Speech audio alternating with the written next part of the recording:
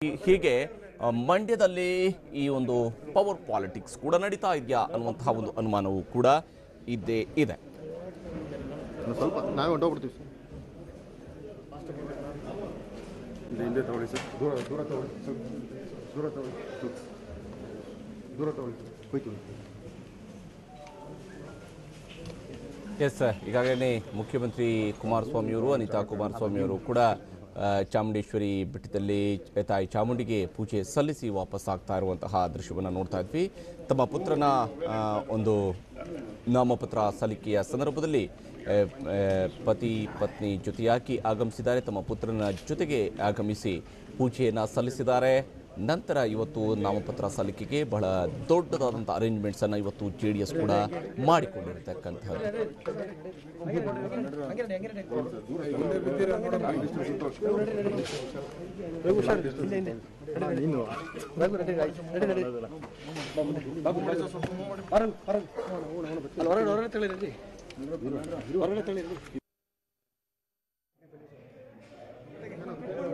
ಮನಕೇರಿ ಶಶಿ ಅವರೇ, ತಾವೇನು ಹೇಳ್ತೀರಿ? ಈಗಾಗಲೇ ಮಂಡ್ಯದಲ್ಲಿ SP ಅವರು ಇಂಥದ್ದೊಂದು ಪತ್ರವನ್ನು ಬರೆದಿದ್ದಾರೆ ಅನ್ನುವಂತಹ ವಿಚಾರವೂ ಕೂಡ ಇದೆ.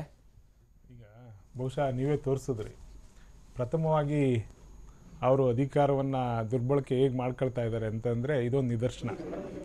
ಇದೊಂದೇ ಅಲ್ಲ, ಬಹುಶಃ ಸುಮಲತಾಕ್ ಅವ್ರ ಕ್ಯಾಂಡಿಡೇಟ್ ಮಂಡ್ಯದಲ್ಲಿ ಅಭ್ಯರ್ಥಿ ಘೋಷಣೆ ಆಗ್ತಾವಿಂದನು ಅವ್ರ ಅಧಿಕಾರ ಯಾವ ರೀತಿ ದುರುಪಯೋಗ ಮಾಡ್ಕೊತಾನೆ ಇದ್ದಾರೆ. ಸೊ ನಾವು ನಾಮಿನೇಷನ್ ಫೈಲ್ ಮಾಡಿದಾಗ ಇಡೀ ಮಂಡ್ಯ ಜಿಲ್ಲೆ ಕೇಬಲ್ ಕಟ್ ಮಾಡಿಸಿದ್ರು. ಸೊ ಇವರು ನಾಮಿನೇಷನ್ ಫೈಲ್ ಮಾಡುವಾಗ ಅದೇ ಮುಖ್ಯಮಂತ್ರಿ ಎಲ್ಲರಿಗೂ ಪವರ್ ಇರಬೇಕು ಅಂತ SP ಗೆ ಇನ್ಸ್ಟ್ರಕ್ಷನ್ ಕೊಟ್ಟಿದ್ದಾರೆ. ಸೊ ಅಧಿಕಾರ ದುರ್ಬಳಕೆ ಹೇಗಾಗ್ತಾ ಇದೆ ಅಂದರೆ ಮಂಡ್ಯ ನಿದರ್ಶನ. ಈಗ ಇವರು ಮುಖ್ಯಮಂತ್ರಿ ಕುಮಾರಸ್ವಾಮಿ ಅವರಿಗೆ ಬಹುಶಃ ಈ ಸೋಲಿನ ಭೀತಿ ಆವರಿಸ್ಬಿಟ್ಟಿದೆ ಅಂತ ಕಾಣಿಸುತ್ತೆ.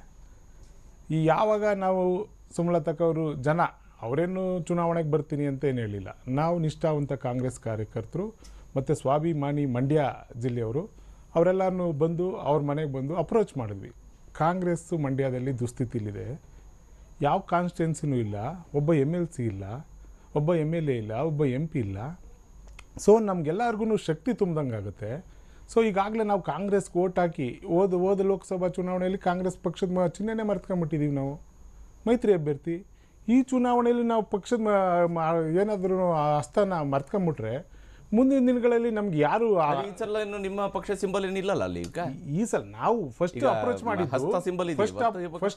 ಮಾಡಿದ್ದು ಪಕ್ಷದಿಂದ ಕೊಡಿ ಅಂತ ಅಪ್ರೋಚ್ ಮಾಡಿ ನಾವೆಲ್ಲ ವರಿಷ್ಠರೆಲ್ಲ ಪಕ್ಷದಿಂದ ಕೊಡಿ ಅಂತ ಕೇಳ್ಕೊಂಡ್ವಿ.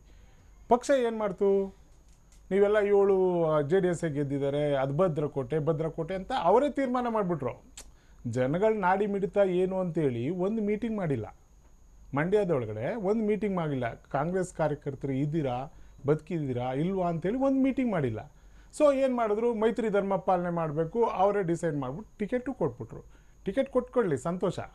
ಮೈತ್ರಿ ಧರ್ಮ ಅವ್ರಿಗೆ ಮಾತ್ರ ಮೇಲ್ಮಟ್ಟದಲ್ಲಿ ಮಾತ್ರ ಮೈತ್ರಿ ಧರ್ಮ ಪಾಲನೆ ಆಗಬೇಕು. ಮಂಡ್ಯದಲ್ಲಿ ಕಾಂಗ್ರೆಸ್ನವ್ರ ಕತೆ ಮೈತ್ರಿ ಧರ್ಮ ಯಾಕೆ ಪಾಲನೆ ಮಾಡ್ತಾ ಇಲ್ಲ? ಈಗ 9 ತಿಂಗಳಿಂದ ಮೈತ್ರಿ ಧರ್ಮ ಪಾಲನೆ ಮಾಡದೇ ಇರೋದಕ್ಕೆ ನಾವು ರುಚಿಗೆದಿರೋದು. ಅವರೇನಾದ್ರು ಮೈತ್ರಿ ಧರ್ಮ ಪಾಲನೆ ಮಾಡಿ ಕಾಂಗ್ರೆಸ್ ಕಾರ್ಯಕರ್ತರನ್ನ ಒಟ್ಟುಗೂಡಿಸ್ಕೊಂಡಿದ್ರೆ ನಾವೆಲ್ಲ ರೊಚ್ಚಿಗೆ ಹೇಳ್ಬೇಕಾದಂಥ ಅವಶ್ಯಕತೆ ಇರಲೇ ಇಲ್ಲ. ಖಂಡಿತ ಶಶಿ ಅವರೇ, ಮಾತಾಡ್ತೀನಿ ನಾನು ನಿಮ್ಮ ಜೊತೆಗೆ. ಚರ್ಚೆಯನ್ನು ನಾವು ಮುಂದುವರಿಸೋಣ. ನಾಗೇಂದ್ರ ಪ್ರಸಾದ್ ಅವ್ರ ಜೊತೆಗೆ ಮಾತಾಡ್ತೀನಿ ಇದರ ಬಗ್ಗೆ. ಪ್ರಸನ್ನ ಕುಮಾರ್ ಅವ್ರ ಜೊತೆ ಕೂಡ ಮಾತಾಡ್ತೀನಿ ಚಿಕ್ಕ ಬ್ರೇಕ್ ನಂತರ.